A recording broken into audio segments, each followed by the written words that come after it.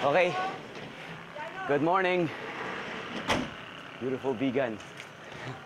Ito yung bahay yata ni Ginang Corazon Regua, yung isa sa mga pinakamatandang nagluluto ng salapusok na yan. Magandang umaga po. Magandang umaga po. Kayo po, ma'am, si Ma'am Cora? Yes, sir. Good morning po. Good Ako morning, si sir. Olipet po, ma'am. Galing nga. Ito na po ba yung salapusok? Yes, sir. Pwede po tumulong? Yes, sir. Ikaw na lang ang naging assistant ko, sir, kasi marami order. Ganda na ng palayok po, ma'am, ha?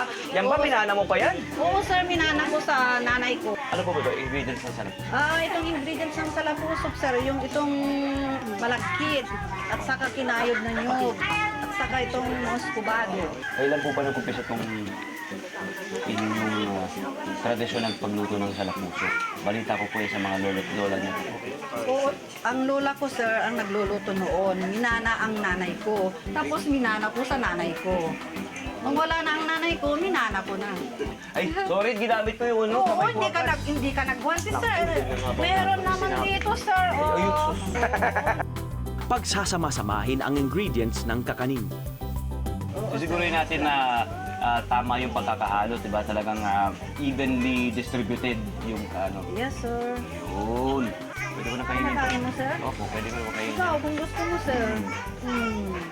Ngayon, sir? Naimas! Bintana, ikalubabam, takita ni Sir Tony, nga umay mangan, iti sa lapusok. Kinakatawa mo rin ba asawa mo ng ganyan? Oo, sir. Kasi yung asawa ko, nagtatricycle driver. Opo. Tinapik-tapik ko, tulog na asawa ko. Ganon, sir. Parang kuting lang yung pinapagluto. Tapos po ilalagay na po natin. Ano po kumukulo dyan? Tubig, sir. Very good Ito mold nyo, takip po ito, ano? Ang galing, Oo, ano? takip ng palayok yan, sir. Takip ng palayok yan, yan. Imomolde na ang salapusok gamit ang takip ng palayok. Ito, sir, tingnan mo na, sir. Ito, sir, ilagay mo dito. Ganyan. Hindi mo ganun, sir. Kasi hindi manuluto, ano mo no. Di ba? Makinig. Lagyan mo sa ibabaw Ang ng ating, muscubado mga para kusina. maganda ang Oo. So, para nagka-caramelize, di ba? Ang problema sa mga ganitong recipe, kahit anong ganda, kahit anong sarap, di ba? Ang laki ng potensyal, kaya lang namamatay agad. Kasi walang nagpapasa nung recipe, nung legacy ng pagluluto ng mga pagkain na yan. Pero ang konsuelo nito, masipag si nanay magturo para maipasa sa kanyang mga apo, kahit ng kapitbahay. Steamer pala yan? Oo, sir. Handmade steamer. May butas lang, no? Tapos ilagay natin ito, sir. Nakakatawa, no? Para ako nakakakita ng bagong gadget. Oo. Tapos takpan mo, sir. Tapos, Tapos hintayin natin na maluto. sasayaw tayo. Matapos ang ilang minutong paghihintay, Oo, luto na, sir. Ito na.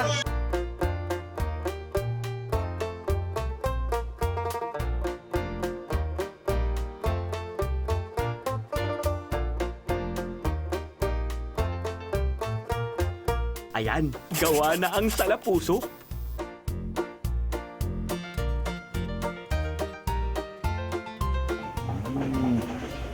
Sarap. Sarap ba, sir? Tulad na, merong tulad mo, no? Oo, sir. Na nagpupursiging manatili itong recipe na to, di ba? sir. Kung hindi, mamamatay yan. Oo, sir. Hindi ko na Kaya matitikman. nagtyagaan ko.